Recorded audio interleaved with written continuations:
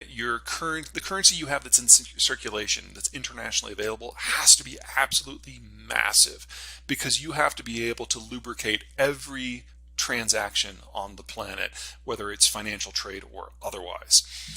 Second, you have to not care at all what happens to the value of your currency on any given day, because if you go in and actively manipulate the exchange rates for trade purposes, say, then no one's going to use your currency because they don't know what it's going to do. It's not reliable. It's not accessible. And that means you can't, as a percentage of GDP, have a very significant trading presence in international systems. Because if you did, you would very much care what happened to the value of the currency. And that means there just has never really been a big competitor to the United States. The closest, wasn't very close, but the closest was the European Union's euro.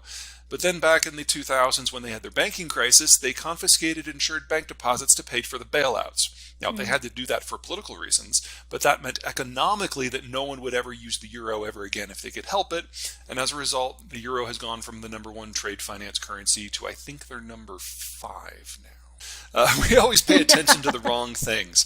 This is something that pops up from time to time whenever the United States does something that some country finds annoying, or whenever some country thinks that they found a way to crack the code. It has never amounted to anything, but we'd go through this every 6 to 9 months. So the issue right now is you've got the Brazilian president talking about a BRICS currency, and in the aftermath of the United States doing some pretty severe financial sanctions on the Russians, people are wondering if there's a way to get away. And what's turning out is there's a whole lot of nothing. So, if you just want me to kind of go down in the battery of what's gone down here? Let's do it. Okay. So, at the top of the list, the Argentines say they're all in. And I would argue that you should never look to the Argentines for financial guidance unless you're looking for ways to, do more truancy. The Bangladeshis are saying that they will pay the Russians in rubles for a nuclear power plant that they could never afford to build in the first place. So it was already a dead project. You've got the Brazilians saying they're all on board, but if you look under the hood, you're seeing some very interesting things for the rest of them. The Russians and the Indians actually got into an argument about a week and a half ago about how neither side thought the other side's currency was worth anything, and that dropped the Indians out of the coalition. The Chinese, their first and foremost issue is about making sure that they have full control over their financial system. That precludes the very concept of an open internationalized currency exchange. And even today, with all this talk, they're nowhere near the high level that they used to have for the percentage of their trade that was handled in yuan. They're not even back to where they were before the financial crisis.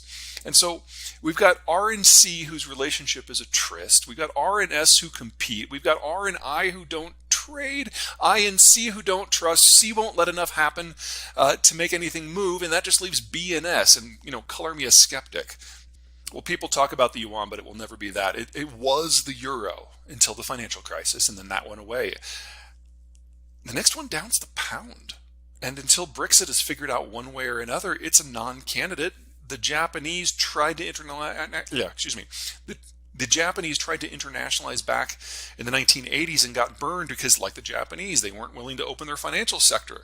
And they will never play that role again. So every time we have this conversation, countries are like, we hate the dollar, we want something else, we're going to go try something else. And it always burns them. And then we go back to the dollar.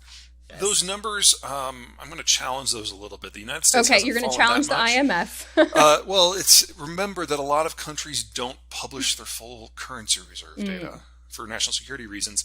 But if you look at even what is reported, it's not so much that the dollar has fallen a long way, it's that the euro has basically vanished. So it's not so much that we've switched it from the dollar to other things, it's that we've switched it from the euro to other things. And the Japanese yen and the Canadian dollar are probably the two biggest beneficiaries of that. I want to know if it's legitimate in what way, just that you're over-concentrated in a single asset, is that the concern? It certainly can't happen overnight because there is no alternative. I mean, the only other thing that people toss out there sometime is gold, but we would need something like 1,000 times as much gold in circulation as we have right now to even try that. It's a volume issue. Well, the financial sanctions actually weaponized the U.S. dollar really for the first time against a significant state. I mean, when you do it against Iran and North Korea, it's really pretty small fry. It doesn't matter. Russia matters. And the Europeans made the decision as part of that process to basically make the euro, from a legal point of view, a subsidiary of the US dollar system. So you now have the three biggest currency blocks in the world, the dollar, the euro, and the yen, that have basically moved into lockstep. And so if you want to have a currency system, you have to have one that is now outside three of the four largest economies in the world, and the remaining one, China, is not convertible. So you are saying that you would have to build an independent currency that trades alongside of these, that is fully convertible to all of them, but is not under their control. So then the question becomes, whose control is it under? Because if it's an independent authority, wow, the best way to get what you want for your country is to bribe the hell out of that authority. And that's one of the reasons why this just can't work. You can really only have one. Yeah, I mean, either it's independent, in which case it's the most corrupt system you can imagine, or one of the countries manages it, in which case that country manages it for his or her own economy, in which case everyone else is left on the outside. And, even with the United States weaponizing the dollar, it is still the least bad option for everyone, even the Russians. One of the things that the Russians discovered when they dumped a bunch of money into the yuan is they went back a few months later and tried to pull it out, and the Chinese were like, no, that's okay, we don't want it back, you can keep it. And they had to go back to basically pulling dollars off of international exchanges on the black market, and then flying gold around, because it was really the only other option they had. Well, I mean, that was a really straightforward conversation. So remember the context of Bretton Woods. Those talks began while World War II was still going on. So if the Brits or the Dutch or someone else had tried to stick it to the United States on financial terms, the U.S. could have very easily said, okay, well, A, you clearly can't read a map. So we're just going to let the Germans hang on to that chunk while we work with the rest.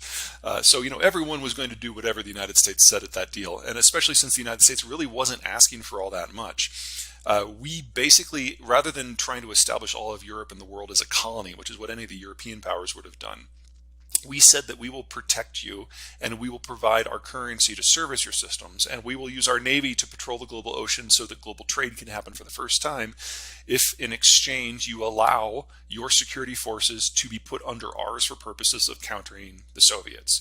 So for a security agreement that the Europeans were broadly in favor of in the first place, they got access to the globe without having to have a military, which, it's something that never happened before.